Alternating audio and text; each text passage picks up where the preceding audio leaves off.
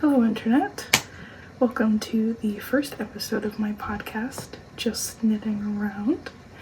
I'm Lee and I hope you'll stay with me and talk with me about all things knitting for a while. I don't know how long this video is going to be yet. But first, let me tell you what I'm wearing. This is camisole number 4 by My Favorite Things Knitwear, and I just finished it recently with a recent yarn acquisition as well. It was a hand-dyed yarn from a local yarn store in North Carolina, which I visited recently. And I got this green fingering weight and this green fingering weight. Can you guess what my favorite color is?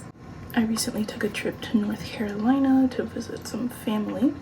And, you know, the first thing I had to do when I got there was go to yarn shop. I picked up these two lovely colors. I've since lost the labels for both of them, but I still love them very much, even though I won't be able to tell you what they're called, and I don't remember the name of the yarn store either. And this is not a finished object, it's a work in progress. It is a sock. I have the pattern on my phone, I can pull it up. It is Wood Nymph, a free pattern on Ravelry. I don't know the designer name because it's not in the pattern. If I find it, I'll put up like a little bit of text or something that says who the designer is and whatnot. But I say I'm following this pattern, but in all actuality, I'm really just stealing the chart and doing my own thing with it, because the pattern is for a top-down 64 stitch sock. I like 56 stitches for my socks because I like them to be relatively tight on my feet. So I casted on 56 stitches at the toe, worked the whole toe, and then started the pattern. Oh, that looks so pretty. And then started the chart pattern. And I worked until my desired foot length, and now I'm about to do the heel flap and gusset. What's half of 56? 28. It's 28. This is not the only whip I have on the needles though. I also have what I hope will become a pair of leg warmers. I literally just cast these on like last night and worked a few rows on them, and then I was like, okay, time for bed. It's made in Knitting for Olive heavy merino and the matching silk for it, mohair. This is silk and mohair. This is just some I had left over from knitting a cardigan. It's a beautiful cardigan, I love it so much. So thick and plush and soft and beautiful sage green. Sorry for the clacking of these needles. I believe the color is Dusty Artichoke. There's a very good chance I'm wrong, and if I am, I'll put up the right name, please. Editing Lee. I'm not using a pattern for the leg warmers, it's just a self-drafted pattern based on some store-bought leg warmers that I have. So I believe it's 32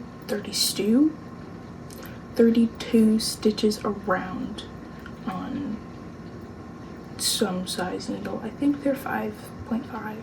I'm not really sure. To my fellow knitters, I pose a question. How do you keep track of what size your DBNs are? Because I don't want to have like a hard plastic case for them with like slots allocated for each size. But at this point, I'm not really sure what to do because I don't have a needle gauge. I haven't written it down in like Sharpie or anything. So I really have no idea what size those DPNs are, except for like my sock needle set of DPNs, because those come in a soft plastic case and like they actually have labels, and it's pretty easy to infer which size is which if you have all the other sizes with you. So it's not too hard to keep my sock DPNs in check. But like loose DPNs, like, do you color code them? Do you only get them from a specific brand so you can just like look it up and know which color is which? Like, please let me know how you do that. I guess next I should show you my acquisitions. but the North Carolina yarns are really the only recent acquisitions I have.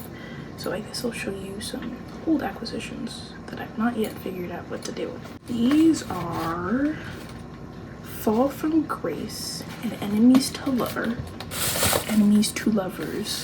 from the Coast to Coast Book Tropes series. I saw this on their Instagram and I could not resist. This was 100% an impulse buy, which is why I have no idea what to do with them now. Besides, you know, make socks with them, especially since Fall from Grace is literally a sock set. But you know that feeling when you get like this one really special skein of yarn and you don't want to use it for like just socks because no one will ever see or appreciate it except for you. That's how I feel about those two skeins of yarn. And it's like, they're gorgeous and I would love to make something with them that is a bit more visible than socks. But the truth is, I just don't have a lot of burgundy or blue in my wardrobe. It's green and brown. So it's like, I got these because these are my two favorite book tropes, and yet I don't wear these colors. So I could, in theory, make a shawl with them, a cowl with them, another camisole, for goodness sake, because this was only one skein of the North Carolina yarn, and I finished it. Is it a little bit cropped for my taste? Yeah. But is it wearable? Heck yeah. And I feel like I could, in theory, pair it with anything, but it's just not really my aesthetic, you know? So then when I think about that, it's like the only thing I possibly could make with them is socks. But it's too pretty to just be socks. It's a struggle. In other crafterly news, I made a knitting bag. I've just recently gotten into sewing, so I'm so proud of myself that I managed to make this look so cute and nice and polished and lined. Hello, like I've never lined anything before. I think it's so cool. I made a dress recently too, but I won't show you that because it's not very good. It's wearable, but I would only wear it in my house and not in public because I'm too scared of people looking too closely at the seams and be like, those seams are crooked. Did you make this yourself? I know that is such an absolutely ridiculous notion, but I'm scared of it nonetheless. Another recently finished object I have is this lovely little shawl. I made it specifically for my, well actually it's not a shawl, it's a capelet. I made it specifically for my trip to North Carolina and I'm so happy with how it turned out. It is DK weight yarn from Etsy. If I find it again, I will link it or put it somewhere. Here. I don't know. I'll put it somewhere. Oh, this capelet was high-key a struggle because I didn't exactly use a pattern for it. Like I had found the pattern that I wanted, but I couldn't find it, you know? Like it had a Ravelry page, but it didn't have any working links to the pattern. And only upon further digging did I find it. But then I was like, but I like a different lace sleeve pattern better, so I ended up using the lace sleeve pattern that I liked with the yoke decreases from the paid pattern because it was in a magazine, but the magazine was out of print. So I had to buy the magazine digitally and find the pattern in there. And by the time I did that, I was like, I don't even like the pattern that much anymore. So I just did it myself. I cast it on a number that was close to the amount of stitches in the paid for pattern, but was also a multiple of this specific leaf stitch. And then I did that until I ran out of like one ball of yarn. And then I started the decreases for the yoke. And I actually really like how those turned out. I expected them to be like a lot more visible and a lot more ugly, but they're not. And then obviously the adorable picot edging. I think it's like the icing on the cake, or the cupcake, the capelet.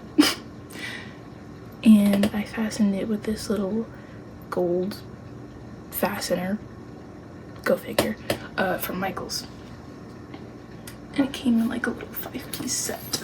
And the reason I so specifically wanted a leaf design on the capelet was because the dress that I was wearing it with had like imprinted roses in the fabric, and it was that same shade of green. So it was really pretty. I'll put pictures if I'm feeling confident enough. If not, just imagine it. Now that I'm actually sitting down to film this, I'm realizing just how much knitting podcasters actually have to talk. Like it hasn't even been 20 minutes yet, and I know at least 5 minutes of that footage is just me sitting in silence thinking about what to say next, or me fumbling over my words. And like, I don't mind, because I feel like editing this is going to be the most fun part for me, but at the same time it's like I just have to talk and talk and talk and talk for like at least half an hour. I'm gonna put on this capelet because it matches and I'm getting cold.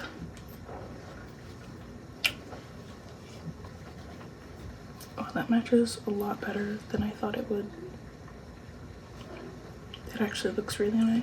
I've probably already given this away by now, but I'm not a monogamous knitter. Rude. That's the tree outside my window, and that's thunder. Anyway, I'm not really a monogamous knitter. Usually I have something like a sock project because they're really portable and small, and I like to take them to school with me and knit on them during class. And I usually have a bigger project going on at the same time, like a cardigan or a shawl or a sweater. Vest. Sweater vest. I have not knitted a sweater. I've only ever knit cardigans and vests. I think there's a certain special type of gratification that you get from making your own clothes and wearing them. It's like putting a lot of time and love and effort into a piece and then being able to wear the physical manifestation of that love for your craft. I think there's something really, really special about that. Circling back to camisole number 4, this was a strangely enjoyable.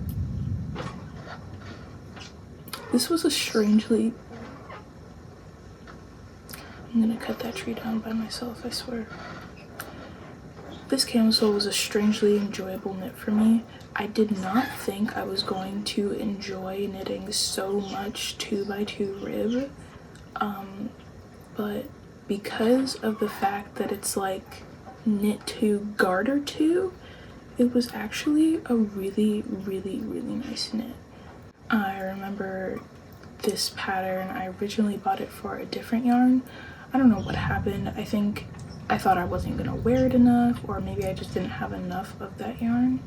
But I'm really glad I ended up waiting for this specific yarn because I feel like it really shows it off in all of its tonal special goodness. I think it's crazy how these two are like the exact same yarn.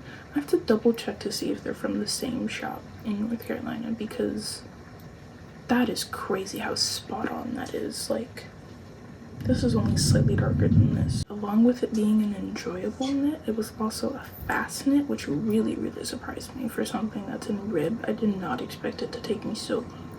I think I started it on Thursday and finished it on Sunday, which was like insanely fast. Like, I know I didn't have to do sleeves or anything, but really the hardest, it's not even hard, just tedious, but the hardest part of the pattern was doing the little booby cups and the back, these little triangles right here.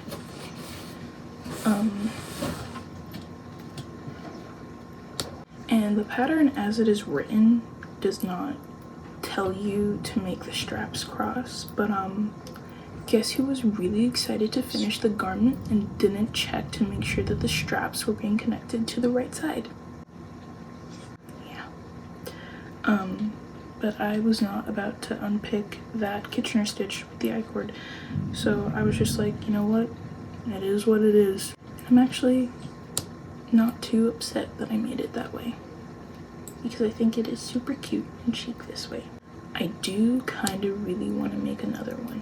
Originally I was going to use this yarn to make another one as well, but I was like, do I really need 2 green tank tops? Like, yeah, they are different shades of green, but I wanted to give myself a break from the pattern. I didn't want to make myself sick of it. Something else that I finished,